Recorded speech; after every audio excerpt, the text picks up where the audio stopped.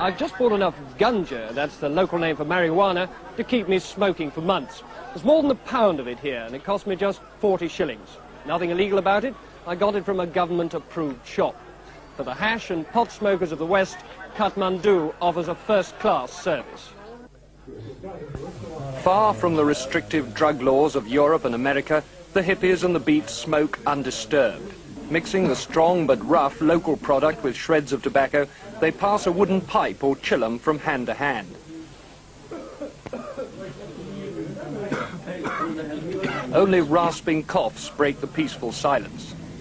At the Tibetan Blue restaurant, no one minds if they linger over a glass of sweet lemon tea or slump stupefied over the tables. Much of the hippies' time is spent here.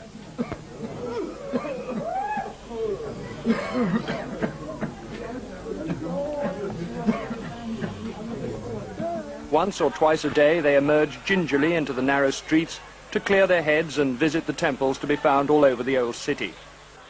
For the hippies, the easygoing religious life of Nepal is attractive. They like the mixture and muddle of Hindu and Buddhist thought that the local people accept.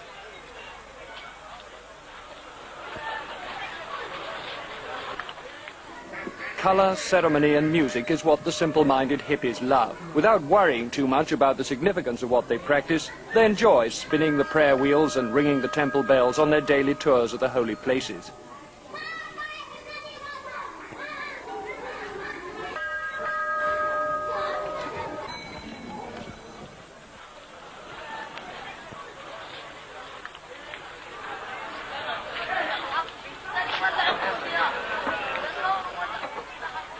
Whether or not these young men are tuned in, they've certainly dropped out of the society they knew.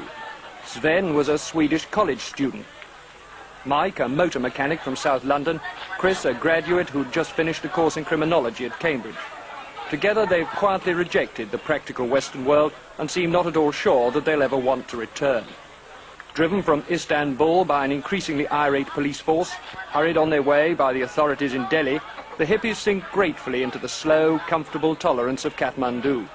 Here they live cheaply on goat's milk and cheese, bread and raw vegetables, sustained by money sent from home and occasional cadging from tourists. A simple room at the top of a typical Nepalese family house down by the river costs them only $1 a day.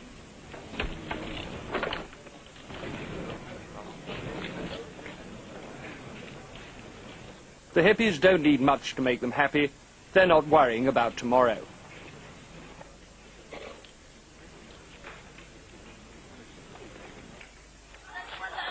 But the dropout hippies are only a small proportion of the young foreigners who now flock to Kathmandu. Their base, from which they set off on energetic mountain treks or cycle expeditions, is the camp hotel and restaurant, no more pretentious than the Tibetan Blue, but considerably cleaner. Its owner, Ravi Chawla, offers cheap but good food to these world travellers, served with great efficiency by his 12-year-old head waiter, Karma. The clientele is mixed. American ex-soldiers from Vietnam, black power leaders on their way to train as guerrillas in communist China, British emigrants to New Zealand, and climbing enthusiasts from Germany.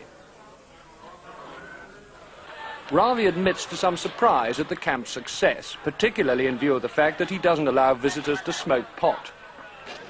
See, the thing is, I have opened this place for travelers, not for the hippie type who want to come to Kathmandu just to smoke.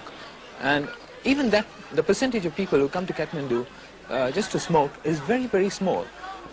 Almost, I'd say 90% of people who come to Kathmandu, they may have a rucksack on their back, they may have a big beard, or unshaven, they may not have had a bath, but you can't classify them as a beatnik or a hippie. For the travellers, it's the place and not the drugs that draws them here. But for them, as for the hippies, Kathmandu seems to offer a secret haven in which to escape the busy world outside.